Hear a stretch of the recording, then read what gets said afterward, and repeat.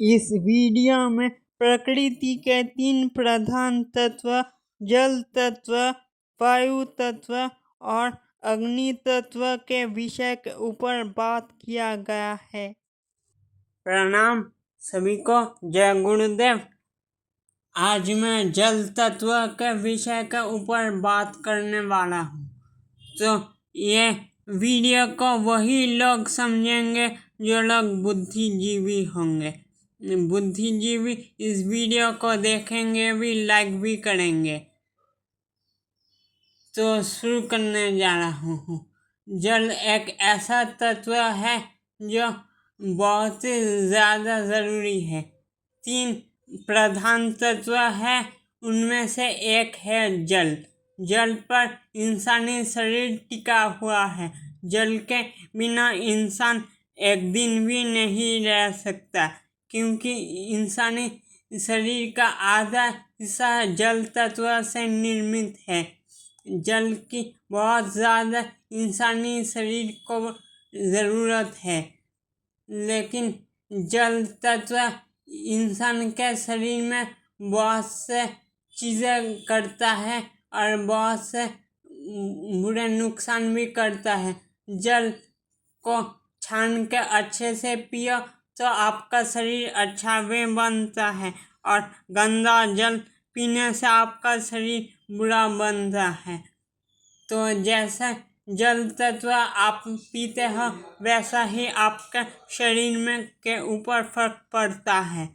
इसके अलावा भी जल तत्व के विषय के ऊपर बहुत सी ऐसी बातें हैं जो शायद इस छोटे से वीडियो में पॉसिबल नहीं है। जल किसी को ठीक करने का काम भी कर सकता है। अगर उसी जल में कुछ ऐसा मंत्र बोल के डाल दिया जाए जो आपका विनाश कर सकता है, तो वो जल आपका विनाश भी कर सकता है, आपको नुकसान पहुंचा सकता है। जल यानी पानी एक फ्लोइंग एलिमेंट है, एक तरल पदार्थ है जो कि कहीं से भी बह सकता है। जैसा जल आप ग्रहण करते हो, वैसा ही आप बन जाते हो। अगर अच्छा पानी आप ग्रहण करते हो या मंत्र बोल के जो पानी आप ग्रहण करते हो, वो आपका शरीर के लिए अच्छा होता है, आपके सोच विचारों में परिवर्तन लाता है। अगर आप नकारात्मक ऊर्जा से निर्मित पानी या नेगेटिव मंत्रों से बोला हुआ पानी को अगर ग्रहण करते हो, तो इससे नेगेटिविटी आपके शरीर के अंदर जाती है, जिससे नेगेटिविटी वो आपका शरीर के नुकसान पहुंचा सकती है। जल तत्व के विषय में एक चीज़ क्लियर होना ज़रूरी है। जैसे माहौल से निकला हुआ पानी आप ग्रहण करते हो, ठीक वैसा ही बन जाता हो।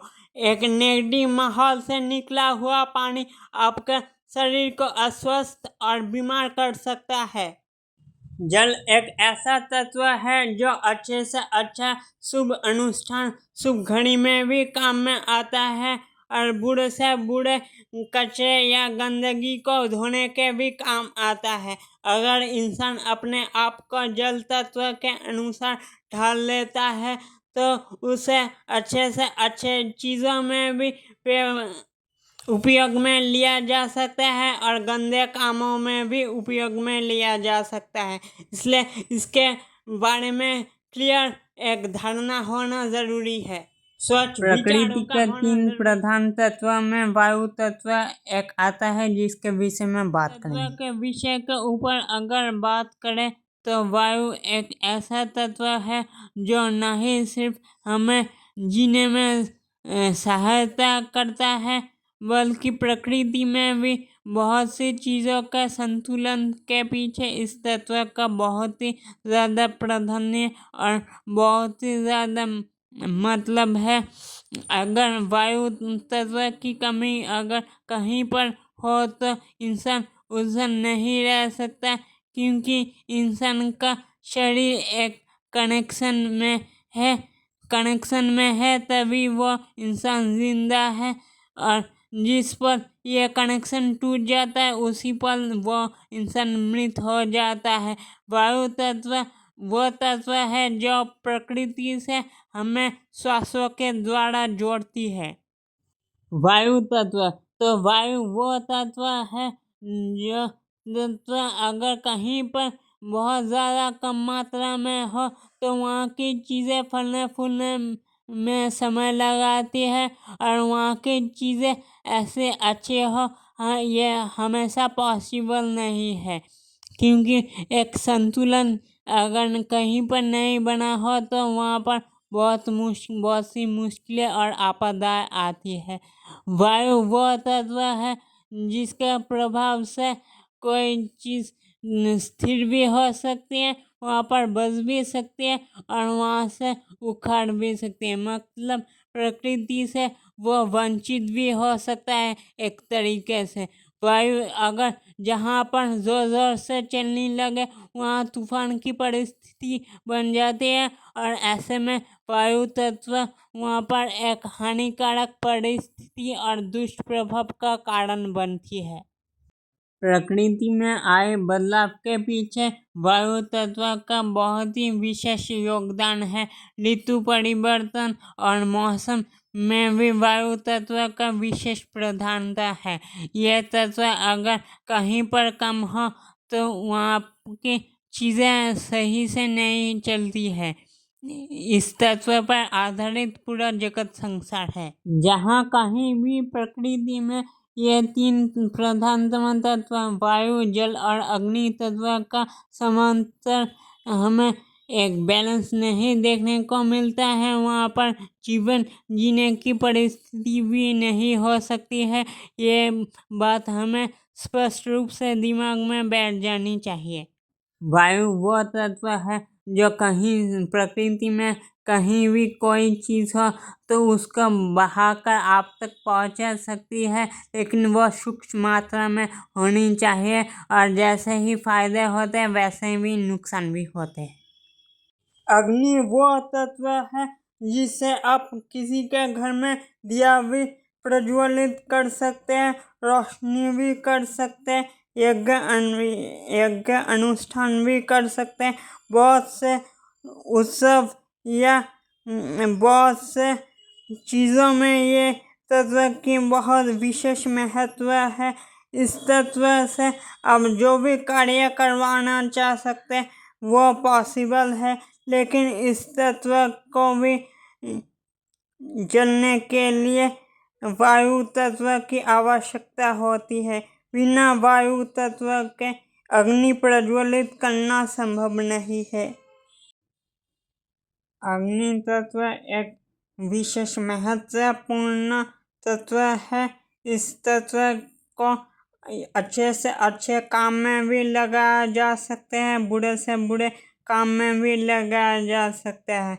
इंसान के जीवन के पहले संस्कारों से उसके जीवन के अंतिम संस्कार तक इस तत्व के बहुत महत्व है।